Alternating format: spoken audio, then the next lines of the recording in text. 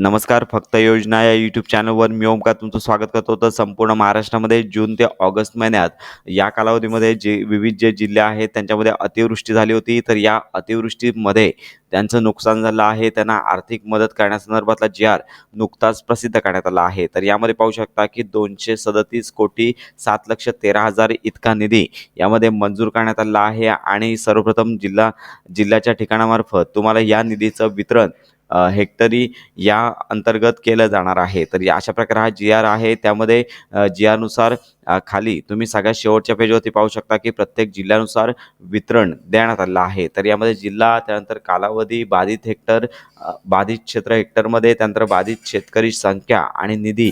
तर तुमच्या जिल्ह्याला किती अनुदान मिळणार आहे ते तुम्ही पाहू शकता की गडचिरोली, पाहू शकता की वर्धा, चंद्रपूर, नागपूर, पुणे, सातारा, त्यानंतर सांगली, अमरावती, अकोला, यवतमाळ, बुलढाणा, वाशिम या जिल्ह्यांचा समावेश आहे आणि यामध्ये प्रत्येक विभागानुसार शेतकरी संख्या येथे अशा या कॉलममध्ये पाहू शकता.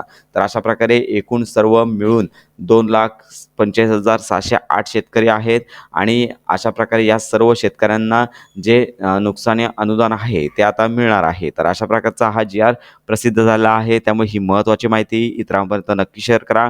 योजनांसंदर्भात डिटेल माहिती करता फक्त योजना या यूट्यूब चॅनलच्या कनेक्ट राहा.